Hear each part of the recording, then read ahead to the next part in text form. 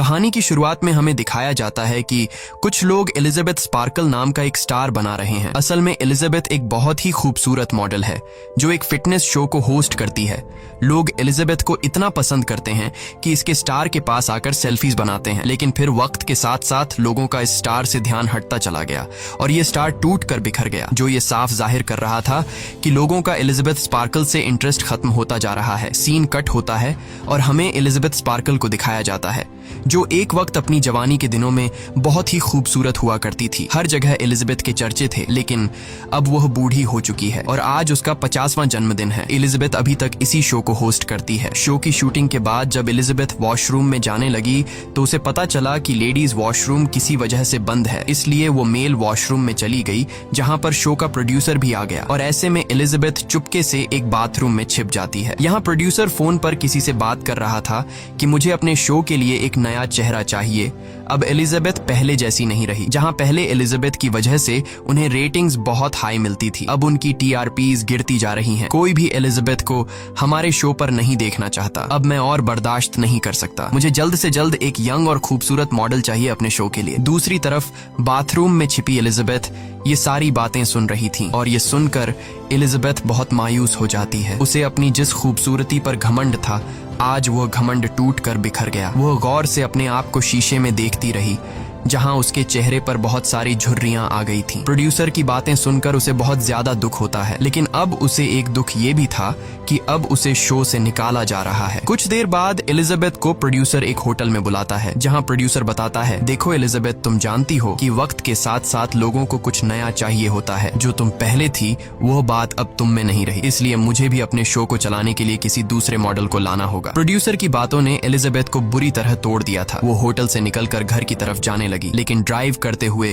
Producer की बातें उसके दिमाग में चल रही थीं। थोड़ा आगे जाने के बाद वो देखती है कि उसका जो बड़ा सा बिलबोर्ड लगा हुआ था उसे भी फाड़कर हटाया जा रहा है। ये सब देखकर उसका रोड पर से ध्यान हट जाता है और सामने से आती हुई गाड़ी से उसका एक्सीडेंट हो जाता है। लकीली उस एक्सीडेंट में इसकी जान बच जाती है और इसे एक खरोंच भी नहीं आती। डॉक्टर उसे बताता है कि तुम्हारी सारी रिपोर्ट्स नॉर्मल है, लेकिन एलिजाबेथ खुश होने के बजाय फूट फूट कर रोने लगती है क्योंकि अब उसका करियर तबाह होने जा रहा था। डिस्चार्ज होने से पहले डॉक्टर एक बहुत ही खूबसूरत मेल नर्स को एलिजाबेथ की रीढ़ की हड्डी चेक करने को कहता है। डॉक्टर के जाने के बाद वो मेल नर्स एलिजाबेथ की रीढ़ की हड्डी को चेक करता है और कहता है कि तुम एक परफेक्ट कैंडिडेट हो, और फिर वो एलिजाबेथ को उसके कपड़े देता है। कपड़े देते वक्त एलिजाबेथ की नजर उस मेल नर्स के हाथ पर जाती है जिस पर एक अजीब तरह का काला निशान बना हुआ था। अब जैसे ही वो हॉस्पिटल से बाहर निकली तो उसे फील हुआ कि उसके पॉकेट में कुछ है। जब वह उसे बाहर निकाल कर देखती है तो उसे पता चलता है कि उस मेल नर्स ने उसके पॉकेट में एक नोट छोड़ा है। मैसेज में लिखा था कि इसने मेरी जिंदगी बदल दी, और उसी के साथ एक पेन ड्राइव भी थी जिस पे लिखा था द सब्सटेंस। घर पहुंचते ही एलिजाबेथ ने उस पेन ड्राइव को टीवी में लगाकर प्ले किया जिसमें द सब्सटेंस नाम के एक इंजेक्शन के बारे में इंफॉर्मेशन दी जा रही थी। ये सब्सटेंस एक जादुई इंजेक्शन था और ये इंजेक्शन किसी भी बूढ़े इंसान को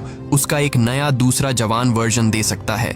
यानी इस इंजेक्शन को लगाने से उस इंसान की बॉडी से एक नया अलग इंसान निकलता है। जो होता तो वही पहले वाला इंसान है, लेकिन वह एक जवान और पहले से बहुत ही खूबसूरत होता है। लेकिन इस इंजेक्शन को यूज करने के बाद एक हफ्ता नई बॉडी एक्टिव रहेगी और एक हफ्ता पुरानी बॉडी। इस सब्सटेंस इंजेक्शन के साथ एक और भी फ्लूइड मिलने वाला था जो दोनों वर्जन यानी पुरानी बॉडी और नई बॉडी को एक साथ जोड़ के रखता है। लेकिन एक बात क्लियरली बताई जाती है कि वो दोनों एक ही हैं और वो दोनों अपनी असली रूप से भाग नहीं सकते। एलिजाबेथ को ये सब एक मजाक लगा, इसलिए उसने सब्सटेंस ड्राइव को एक झूठ समझकर डस्टबिन में फेंक दिया। उसके बाद एलिजाबेथ अपने टेंशन को दूर करने के लिए एक बार में जाती है जहाँ वो एक यंग कपल को देखकर जेलस फील करने लगती है कि इतने सारे लोगों में मुझे तो कोई बाव ही नहीं दे रहा। जिसके बाद वो गुस्से में घर आकर चीजों को यहाँ वहाँ फेंकने लग जाती है। जब वो खुद को शीशे में देखती है तो उसे खुद से ही घिन होने लगती है कि वो कितनी बूढ़ी हो गई है। वो अपनी फोटोज को देखकर सोचती है कि एक वक्त था जब एलिजा के पीछे हजारों लोग दीवाने थे, लेकिन अब उसे कोई फिल्म या शो में भी लेने को तैयार नहीं है। एलिजा अब किसी भी हाल में दोबारा से वो फेम हासिल करना चाहती है, इसलिए वो अपनी जिंदगी का सबसे बड़ा कदम लेते हुए एलिजा फैसला करती है कि वो खुद का एक नया वर्जन क्रिएट करेगी। उसके बाद एलिजा डस्टबिन से वही पेन ड्राइव निकालकर उस पर दिए गए फोन नंबर पर कॉल करती है और कंपनी वालों से कहती है कि मुझे वो सब्सटेंस ऑर्डर करना है। दूसरी तरफ जो कोई भी बात कर रहा था वो इससे ज्यादा बात नहीं करता, बस एलिजाबेथ से उसका एड्रेस पूछा और फिर उसने एलिजाबेथ को एक एड्रेस बताकर कॉल काट दी। अगली सुबह एलिजाबेथ न्यूज़पेपर पढ़ती है जहाँ पर उसे एक एड दिखी जो उसी की कंपनी ने लगाई थी जहाँ एलिजाबेथ काम करती थी। एड में लिखा हुआ था कि एलिजाबेथ को काम से निकाल दिया गया है और उसकी जगह अब कंपनी में एक नए मॉडल की जरूरत है, जिसे देखकर वो और भी ज्यादा उदास हो गई। तब वह देखती है कि कल रात जो उसने ऑर्डर दिया था वो पार्सल आ चुका है। जब वह उस एनवलेप को खोलती है तो उसमें एक कार्ड पर नंबर लिखा हुआ था। अब एलिजाबेथ बिना सोचे समझे कल रात को कॉल पर बताई गई एड्रेस पर जा पहुंचती है। ये एक बहुत ही सुनसान जगह थी जहां पर कोई भी नहीं था। वो आगे बढ़ते हुए सामने के शेल्टर के पास जाती है। अब उसे पार्सल में जो कार्ड मिला था उसी के जरिए वह शेल्टर का दरवाजा खोल लेती है और अंदर चली जाती है। अंदर जाकर उसे ढेर सारे लॉकर्स मिलते हैं। वह अपने कार्ड पर दिए गए नंबर वाले लॉकर को खोलती है जहां पर एक बॉक्स रखा हुआ था, जिसे लेकर सीधा वो अपने घर पर आ जाती है। घर आकर वो फौरन इस बॉक्स को खोलती है तो उसमें काफी सारी चीजें रखी गई थी। सबसे पहले एक एक्टिवेटर, स्टेबलाइजर और एक स्विच किट मिलता है और पेपर पर इस प्रोसीजर की पूरी जानकारी दी गई थी कि किस तरह से उसे यूज करना है, जिसे आप सब भी ध्यान से सुनिएगा। सबसे पहले एक्टिवेटर यूज करना होगा, जिसे यूज करने वाले इंसान की बॉडी से उसका एक नया वर्जन निकलेगा और पहली वाली बॉडी बेहोश रहेगी। ये एक्टिवेटर सिर्फ एक बार ही यूज किया जा सकता है। दूसरा ये कि उस इंसान को हर दिन खुद को स्टेबलाइज करना होगा, यानी बेहोश पड़ी दूसरी बॉडी के रीढ़ की हड्डी से उसे सब्सटेंस निकालकर अपनी बॉडी में इंजेक्ट करना होगा, जिससे जिंदा बॉडी नॉर्मली सरवाइव कर पाएगी। और तीसरी बात ये कि उन्हें हर हफ्ते स्विच होना पड़ेगा, यानी एक हफ्ता नई बॉडी एक्टिव रहेगी और एक हफ्ता पुरानी बॉडी, और ये पार्ट उन्हें बिल्कुल भी स्किप नहीं करना है। इसके अलावा एलिजाबेथ को उस बॉक्स में कुछ लिक्विड फूड भी मिलते हैं जो उसे बेहोश पड़ी बॉडी में लगाना होगा, जिससे वह बॉडी 7 दिनों तक जिंदा रहेगी। उसके बाद एलिजाबेथ वॉशरूम में जाती है जहां वो काफी देर तक अपनी बॉडी को देखकर सोचती है कि उसे ये करना चाहिए या फिर नहीं। जब वह देखती है कि उसकी स्किन ढलने लगी है और चेहरे पर रिंकल्स आ चुके हैं, वो खुद को इस तरह से बूढ़ी होती नहीं देख सकती थी, इसलिए वो एक्टिवेटर को अपनी बॉडी में इंजेक्ट कर लेती है। इंजेक्शन लगाने के बाद वो खुद में चेंजिंग का इंतजार करती है, लेकिन उसे कुछ भी नहीं होता और ऐसे में एलिजाबेथ को लगता है कि शायद ये सब फेक था। लेकिन फिर कुछ देर बाद उसे बहुत ज्यादा दर्द होता है और वो दर्द इतना ज्यादा था कि वो नीचे गिर जाती है और तड़पने लगती है। तब हम देखते हैं कि उसकी आंखें फटने लगी, उसकी आंखों के आईबॉल्स डबल होने लगते हैं। तब अचानक उसकी पीठ हिलने लग जाती है और फिर अगले ही सेकंड उसकी कमर फटने लगी, जहां से एक जवान और काफी खूबसूरत लड़की निकलकर बाहर आई। ये एलिजाबेथ का नया वर्जन था, एक नई जवान बॉडी जो पिछली बॉडी के अंदर से निकली थी। एलिजाबेथ के इस नए वर्जन ने जब अपने आप को शीशे में देखा तो वह हैरान रह गई कि इस दवा ने तो कमाल कर दिया। वो इतनी खूबसूरत और जवान बन गई कि ऐसा उसने सोचा भी नहीं था। काफी देर तक अपनी खूबसूरती देखने के बाद अब वो एलिजाबेथ के पुराने वर्जन यानी पुरानी बॉडी की कमर को सी लेती है, जिसे फाड़कर वो बाहर निकली थी। उसके बाद वो अपनी पुरानी बॉडी को जिंदा रखने के लिए एक फूड बैग उसके साथ अटैच कर देती है, जिसके बाद वो नहाकर खुद को फ्रेश करती है। तभी वो देखती है कि उसके नाक से खून बहने लगा है। ये देखकर वो बहुत परेशान हो गई। तभी उसे याद आया कि उसे तो एक एक्टिवेटर किट भी दी गई थी और उसे बताया गया था कि हर रोज नई बॉडी को यानी जवान बॉडी को एक्टिव रखने के लिए पुरानी बॉडी की रीढ़ की हड्डी से उसे सब्सटेंस निकालकर अपने अंदर इंजेक्ट करना है। इसीलिए अब वो फौरन पुरानी बॉडी की रीढ़ की हड्डी से सब्सटेंस निकालकर खुद में इंजेक्ट करती है और ये इंजेक्शन लगाने के बाद वो बिल्कुल नॉर्मल हो जाती है। इसके बाद वह तैयार होकर बाहर रोड पर निकल आती है, जहां पर मौजूद सभी लोगों का अट्रैक्शन वह खुद की तरफ खींच लेती है। इस वर्जन की खूबसूरती पहले से कई गुना ज्यादा थी। उसके बाद वो सीधा उस शो के ऑडिशन पर जाती है जहां से उसे निकाल दिया गया था। लेकिन अब एलिजा अपने पुराने लुक में नहीं बल्कि एक नए लुक के साथ थी। वहां एलिजा अपना नाम सू बताती है। सू की खूबसूरती देखकर सभी लोगों की आंखें खुली की खुली रह जाती हैं और प्रोड्यूसर ने भी सू को देखते ही फौरन सिलेक्ट कर लिया, क्योंकि सू इतनी खूबसूरत थी कि कोई उसे रिजेक्ट नहीं कर सकता था। इंटरव्यू में सिलेक्ट होने के बाद सू को याद आता है कि उसे तो हर हफ्ते अपनी बॉडी चेंज भी करनी है, जिसके लिए वह प्रोड्यूसर से झूठ बोलती है कि मेरी मॉम बीमार है और मुझे हर हफ्ते गांव जाना पड़ता है अपनी मॉम का ख्याल रखने के लिए। प्रोड्यूसर बिना सोचे समझे सू की शर्तें मान जाता है, क्योंकि वो सू को किसी भी कीमत पर खोना नहीं चाहता था और उसे पता था कि सू की खूबसूरती की वजह से उनकी शो की रेटिंग्स बहुत ज्यादा बढ़ने वाली है। बस फिर क्या, कुछ ही दिनों में सू काफी ज्यादा पॉपुलर हो जाती है और वो इस जॉब को बहुत एंजॉय कर रही थी। लोग उसके दीवाने हो चुके थे और लोग उसे ठीक वैसे ही पसंद करने लगे जैसे आज से कुछ साल पहले पहले लोग एलिजाबेथ को पसंद करते थे। देखते ही देखते ठीक उसके घर के सामने एक बड़े से बिलबोर्ड पर सो का पोस्टर लगाया जाता है। इसी तरह से 7 दिन पूरे हो जाते हैं, यानी अब अगले 7 दिनों के लिए पुरानी बॉडी एक्टिव रहेगी।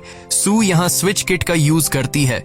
जैसे ही उनके ब्लड एक दूसरे के बॉडी में जाती है, हम एलिजा को मूव होते देखते हैं और अब सू बेहोशी की हालत में चली जाती है। बॉडी शिफ्ट करने के बाद एलिजाबेथ सू की बॉडी के साथ फूड अटैच करती है और फिर अपने शो पर जाती है जहां वो पहले काम करती थी। वहां प्रोड्यूसर उसे उसका सारा सामान लुटाता है और एक गिफ्ट देकर एलिजा से कहता है कि तुम्हें अब मॉडलिंग की जगह घर पर बैठकर खाना बनाना चाहिए। ये सुनकर एलिजाबेथ को बहुत बुरा लगता है। उसके बाद एलिजा घर वापस आती है और पूरा दिन घर बैठकर टीवी देखती है। अब अगला दिन आ जाता है और एलिजाबेथ को न्यूज़पेपर पढ़ते हुए एक एनवेल्प मिला जिस पर लिखा हुआ था कि उसकी नई किट आ चुकी है। उसके बाद वो किट लेने पहुंच जाती है और किट को लेकर वो सीधा घर आती है। एलिजा के पास अब कोई काम तो था नहीं, इसलिए वो पूरा हफ्ता टीवी देखकर गुजारती है। अब 7 दिन पूरे हो जाते हैं और एलिजा सू में बदल जाती है, यानी वो अपनी नई बॉडी को एक्टिव कर लेती है। अब इस नई बॉडी ने तो दुनिया के सारे मजे लेने थे। ऐसे में वो कभी घर पे होती तो कभी नहीं होती, इसलिए वो डर जाती है कि कहीं उसकी सच्चाई का राज खुल न जाए। अब सू फैसला करती है कि वो अपने घर की एक दीवार तोड़कर एलिजाबेथ की पुरानी बॉडी को वहां छुपाकर रखेगी। सू की दीवार में हथौड़ा मारने से इतना शोर हो रहा था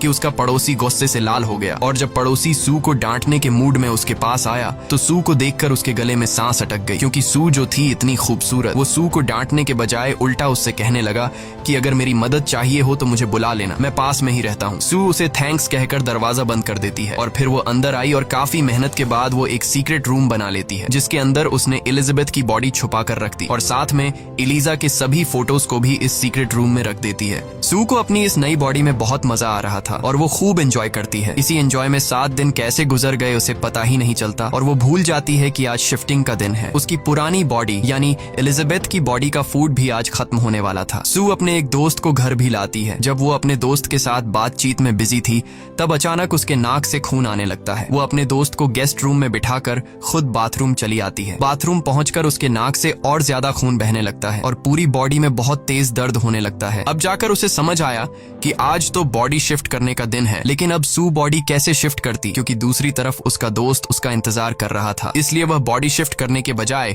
एक और दिन एक्टिव रहने का फैसला करती है, जिसके लिए वो एलिजाबेथ की बॉडी से सब्सटेंस निकालकर अपनी बॉडी में इंजेक्ट कर लेती है, जिससे वो फौरन ठीक हो जाती है और वो अपने बॉयफ्रेंड के पास जाती है जो उससे कहता है कि वो अचानक और भी ज्यादा खूबसूरत हो गई है। खैर इस तरह से दिन गुजर जाता है और अगली सुबह हम एलिजा को देखते हैं। जब वो शीशे में अपने आप को देख रही होती है तभी अचानक उसकी नजर अपनी उंगली पर जाती है जो बहुत ही बुरी तरह से सड़ गई थी। ऐसा लग रहा था कि जैसे ये उंगली किसी बहुत ही बूढ़े इंसान की हो और वो समझ जाती है कि ये सब सू ने उसकी बॉडी से एक्स्ट्रा सब्सटेंस निकाल कर किया है। अब वो परेशान होकर कंपनी को कॉल करती है और उन्हें ये सब बताती है। फोन वाला पर्सन कहता है कि इसका कोई सॉल्यूशन नहीं है। अगर एक बॉडी एक्स्ट्रा सब्सटेंस यूज करेगी तो उसका असर दूसरी बॉडी पर होगा, मतलब एलिजा की उंगली अब इस तरह से ही रहेगी और अगर आगे भी सू ने इस तरह की कोई गलती की तो फिर से एलिजा की बॉडी का कोई पार्ट सड़ सकता है। ये सुनकर एलिजा बहुत ज्यादा डर गई और लास्ट में उस फोन पर्सन ने बताया कि तुम 2 नहीं बल्कि 1 हो, इसलिए एक साथ मिलजुल कर रहो, तब जाकर तुम दोनों अपनी अपनी जिंदगी एंजॉय कर पाओगे। उसके बाद वो पर्सन कॉल काट देता है और एलिजा घर की साफ सफाई करने लगती है। तब उसकी नजर अचानक एलिजा के पोस्टर पर पड़ती है। एलिजा सू की यंग बॉडी को देखकर जेलस फील करती है और वो टीवी बंद कर देती है। घर में बैठे बैठे एलिजा बोर हो रही थी, इसलिए एक रेस्टोरेंट चली आती है जहाँ पर उसे एक बूढ़ा आदमी नजर आया जो एलिजा से अजीबोगरीब बातें करने लगा। तब एलिजा नोट करती है कि उसके हाथ पर बिल्कुल वैसा ही निशान है जैसा हॉस्पिटल में नर्स के हाथ पर उसने देखा था, यानी ये उस नर्स का असली रूप था। अब वो बूढ़ा आदमी एलिजा से कहता है कि हर बार स्विच करने पर तुम्हें लोनली फील होगा और अपने ही वर्जन को देखकर तुम्हें जेलस फील होगा। डर के मारे एलिजा वहां से जाने लगती है। तब वह बूढ़ा आदमी चिल्लाकर कहता है कि क्या तुम्हारे नए वर्जन ने तुम्हें खाना शुरू कर दिया है। एलिजा वहां से निकलकर घर पहुंच जाती है क्योंकि सू ने सच में उसे खाना शुरू कर दिया था जो उसकी उंगली पर साफ नजर आ रहा था। घर पहुंचकर वह अपने एक पुराने दोस्त को कॉल करती है। एलिजा अपने दोस्त को आज रात डिनर पर चलने के लिए बोलती है और एलिजा का दोस्त डिनर के लिए मान जाता है। एलिजा का ये दोस्त बचपन से एलिजा को पसंद करता है, लेकिन एलिजा उसे कई बार इग्नोर कर चुकी थी। आज जब एलिजा को कोई पूछने वाला नहीं बचा, अब जाकर वो उसके साथ रिलेशन में रहना चाहती है। शाम को एलिजा तैयार हो जाती है। उसने बहुत ही प्यारे कपड़े पहने और बिल्कुल सू जैसा यानी अपने नए वर्जन जैसा मेकअप किया। अच्छा खासा तैयार होने के बाद जैसे ही वो अपने दोस्त से मिलने के लिए घर से निकलने वाली होती है, तभी उसकी नजर उसके घर के सामने लगे सू के बिलबोर्ड पर पड़ती है। जब उसने खुद को सू के साथ कंपेयर किया तो उसका सारा कॉन्फिडेंस जीरो हो गया। इसलिए गुस्से में वह अपना सारा मेकअप खराब कर देती है और अपने दोस्त से मिलने का प्लान कैंसिल करके सोफे पर जाकर बैठ गई। तब उसका फ्रेंड बार बार उसे मैसेज करने लगा, लेकिन अब एलिजा में रिप्लाई की हिम्मत नहीं बची थी। डिप्रेशन के चलते वो ढेर सारा खाना खाकर सो जाती है। सीन कट होता है और हम अगले दिन सू को देखते हैं। यानी एलिजा ने 7 दिन एक्टिव रहने के बाद अपनी बॉडी को स्विच कर लिया था। सू अपना शो कर रही थी, जहां डांस करते हुए उसकी बॉडी में से एक अलग तरह की चीज निकल आती है। वो जल्दी से शूटिंग छोड़कर वॉशरूम में चली जाती है। वो उस चीज को अपने हाथों से मूव करके अपने नर्व्स तक लाती है और फिर उसे बाहर निकालती है, जिसे देखकर सू को पता चलता है कि यह तो एक चिकन लेग पीस है जो रात में एलिजा ने खाया था। लेकिन तभी सू की आंख खुल गई। असल में सू सपना देख रही थी। सुबह जब सू शो के लिए निकलती है तब वो देखती है कि एलिजा ने कल रात पूरा एक चिकन खा लिया था। वो समझ जाती है कि इसीलिए रात को मुझे चिकन का सपना आया था। अब सू एलिजा का कंप्लेंट करने के लिए कंपनी को कॉल करती है कि मैं पूरा हफ्ता काम करती हूँ और एलिजा बस दिन रात खाना टोसती रहती है। लेकिन वो दूसरा आदमी एक ही बात कहता है कि तुम दोनों एक ही हो और तुम्हें एक साथ मिलकर रहना होगा। इसके बाद सू अपनी शो के लिए चली गई, लेकिन वहां जाते ही वो यह देखकर घबरा गई क्योंकि शो के लोग शूटिंग का सामान पैक कर रहे थे और उन्होंने इसे बताया कि अब से ये शो नहीं चलेगा। सू को समझ नहीं आ रहा था कि ये सब क्या हो रहा है, इसलिए वो घबराकर प्रोड्यूसर के पास गई तो प्रोड्यूसर ने उससे कहा कि तुम अब यहाँ पर काम नहीं करोगी, बल्कि तुम हमारे नेटवर्क के सबसे बड़े शो में काम करोगी, क्योंकि तुम्हारी वजह से हमारे शो की रेटिंग्स बहुत ज्यादा बढ़ गई हैं। यह सुनकर सू के खुशी के मारे आंसू निकल आते हैं, लेकिन प्रोड्यूसर कहता है कि इसके लिए तुम्हें ट्रेनिंग के लिए किसी भी टाइम बुलाया जा सकता है। सू बिना कुछ सोचे समझे हाँ कर देती है। हालांकि यह शो उस दिन होने वाला था जब उसे अपनी बॉडी स्विच करके पुरानी बॉडी में जाना था। सू इस चीज की परवाह न करते हुए काफी दिन तक अपनी इस नए वर्जन में ही रहती है और इसे एक्टिव करने के लिए एलिजाबेथ यानी अपनी पुरानी बॉडी से स्टेबलाइजर निकालकर अपनी बॉडी में इंजेक्ट करती रहती है, जिसका असर एलिजाबेथ की पुरानी बॉडी पर हो रहा था। अब काफी दिन बाद जब सू ने अपने आप को स्विच किया तो हम देखते हैं इसकी रीढ़ की हड्डी से ज्यादा सीरम निकलने की वजह से इसकी आधी बॉडी बूढ़ी हो चुकी थी। यह देखकर एलिजा को सू पर बहुत ज्यादा गुस्सा आता है। एलिजा जल्दी से कंपनी को कॉल करती है और सू के इस करतूत के बारे में बताती है। कंपनी वाला पर्सन बताता है कि जो हो गया वो हो गया, अब इसे दोबारा ठीक नहीं किया जा सकता, लेकिन हाँ अगर तुम अब भी इसे रोकना चाहती हो तो रोक सकती हो और इसी हालत में तुम अपनी बाकी जिंदगी बिता सकती हो। ये सुनकर एलिजाबेथ उस कॉल पर्सन को मना करती है और फोन रख देती है। इसके बाद एलिजाबेथ को उस शो की तरफ से कॉल आई जो कि ये कॉल सू के लिए था। इसने फौरन दोबारा से अपनी बॉडी को स्विच कर लिया। बॉडी स्विच होने के बाद जब सू ने घर की हालत देखी तो पूरा घर बहुत ही बुरी हालत में था। ये देखकर सू बहुत ज्यादा गुस्सा हो जाती है और वह डिसाइड करती है कि अब वह दोबारा एलिजा के साथ स्विच ही नहीं करेगी। सू एलिजा की बॉडी से एक साथ पूरे 3 महीने का सब्सटेंस निकालकर अपनी बॉडी में इंजेक्ट कर लेती है। इसके बाद 3 महीने के बाद का सीन दिखाया जाता है जहां सू पूरे 3 महीने तक एक बार भी स्विच नहीं करके खूब मजे लेती है और अब न्यू ईयर ईव शो के लिए सिर्फ एक ही दिन बचा था। सू आज अपना एक नया बॉयफ्रेंड घर ले आई थी, तभी अचानक उसकी बॉडी में तकलीफ शुरू हो गई। वो समझ जाती है कि इसकी बॉडी में सब्सटेंस खत्म हो गया है, इसलिए वो सीधे एलिजा की बॉडी से सब्सटेंस निकालने के लिए जाती है। लेकिन आज सीरम निकला ही नहीं, बल्कि सीरम की जगह ब्लड निकलने लगा। यह देखकर वो बहुत ज्यादा घबरा गई और उसने कंपनी से कॉल करके पूछा कि एलिजाबेथ की बॉडी से सब्सटेंस नहीं निकल रहा, बताओ अब मुझे क्या करना चाहिए। कंपनी वाला पर्सन उसे बताता है कि अगर बॉडी से सीरम नहीं निकल रहा तो इसका मतलब तुम सारा सीरम यूज कर चुकी हो। अब तुम्हें स्विच होना पड़ेगा, तब जाकर दूसरी बॉडी में सीरम जमा होगा और तुम्हें सीरम बनने का इंतजार करना पड़ेगा। ये सुनकर सू की हालत बहुत ज्यादा खराब होने लगती है और रेंगती हुई जाकर अपनी बॉडी को स्विच कर लेती है और स्विचिंग की ये सारी आवाजें वो लड़का भी कमरे में सुन रहा था। उसे सू की तेज चिल्लाने की आवाजें सुनाई देने लगी, जिसे सुनकर उसे लगा कि सू खतरे में है, इसलिए वह सू की मदद करने वॉशरूम की तरफ आने लगा। लेकिन सही टाइम पर एलिजाबेथ वॉशरूम के दरवाजे को बंद कर लेती है और एलिजा उस लड़के को जाने को कहती है। वो लड़का एलिजा की इतनी डरावनी आवाज सुनकर फौरन वहां से निकल जाता है। हम देखते हैं कि एलिजाबेथ बहुत ज्यादा बूढ़ी हो चुकी थी और साथ ही साथ इसके सर से बाल भी निकल गए थे। बुढ़ापे की वजह से वह ठीक से चल भी नहीं पा रही थी। एलिजाबेथ अब बहुत ज्यादा घबरा चुकी थी। वो कंपनी में कॉल करती है और कहती है कि मैं यह सब कुछ यहीं पर रोकना चाहती हूँ। कंपनी वाले उसकी बात मान लेते हैं और इसे टर्मिनेटर इंजेक्शन ले जाने को बोलते हैं। इसके बाद एलिजाबेथ अपनी बॉडी को पूरी तरह से ढककर लंगड़ाती हुई टर्मिनेशन किट लेने जाती है। टर्मिनेटर इंजेक्शन घर लाने के बाद वो इसे सू की बॉडी पे लगाने ही वाली थी, तभी उसे कंपनी के मैनेजर की बताई हुई बात याद आ गई। उसने कहा था कि अगर तुमने एक बार टर्मिनेटर टर्मिनेटर इंजेक्ट कर लिया तो फिर जिस बॉडी में इस टाइम तुम हो हमेशा वैसे ही रह जाओगी। ये सोचते ही उसने टर्मिनेटर इंजेक्ट नहीं किया। लेकिन जब इसकी नजर अपनी फोटो पर पड़ी तो एलिजा फोटो में बहुत ही खूबसूरत दिख रही थी और एलिजा ने इस समय अपना हाल देखा तो वो बहुत ज्यादा भयानक हो चुकी थी और इसके पीछे सू का ही हाथ था। इसलिए एलिजा को सू पर दोबारा गुस्सा आया और उसने सू की बॉडी में टर्मिनेटर इंजेक्ट कर लिया। लेकिन अभी उसने आधा ही सीरम इंजेक्ट किया था कि तभी उसे ख्याल आया कि अभी तो इसे बहुत बड़ा शो होस्ट करना है जिसे उसे बहुत बड़ा फेम मिलेगा। इस लालच में उसने आधा सीरम तो इंजेक्ट कर लिया था लेकिन बाकी का सीरम रहने दिया। अब वह सू को उठाने लगी। काफी देर तक इसे जगाने की कोशिशों के बाद जब सू नहीं जागती तो वह बॉडी स्विच करने का सोचती है। लेकिन जब बॉडी स्विच भी नहीं हुई तब एलिजा ने अपनी रीढ़ की हड्डी से एक्टिवेटर निकालकर सू के दिल में इंजेक्ट किया जिसे सू जाग गई। यहाँ हम देखते हैं कि दोनों वर्जन एक दूसरे के सामने जिंदा खड़े हैं। ये देखकर ये दोनों अभी शॉक हो जाते हैं और उन्हें समझ नहीं आता कि यह क्या हो रहा है। तभी सू की नजर टर्मिनेटर इंजेक्शन पर पड़ती है और वो समझ जाती है कि एलिजा इसे मारने की कोशिश कर रही थी। ये देखकर सू बहुत गुस्सा हो जाती है। उसने अपने गुस्से में एलिजाबेथ को इतना मारा कि वो मर गई। एलिजाबेथ को मारने के बाद इसे एहसास हुआ कि उसने बहुत बड़ी गलती कर ली है क्योंकि अब उसे एलिजा के रीढ़ की हड्डी से एक्टिवेटर सब्सटेंस नहीं मिलने वाला था। लेकिन इस समय भी सू को एलिजा से ज्यादा अपने शो की चिंता थी। वो सीधे अपने प्रोग्राम के लिए चली जाती है जहां जाते ही लोगों ने बहुत जोश से इसे वेलकम किया। इस समय सू को बहुत अच्छा लग रहा था लेकिन तभी अचानक इसे अपनी बॉडी में कुछ अजीब महसूस होने लगा। वो घबराकर वॉशरूम में गई। उसने जैसे ही मुंह खोला तो इसके 2 दांत टूटकर गिर गए और अब भी वो सोचती है कि क्यों ना मैं घर पर रखे एक्टिवेटर को यूज करके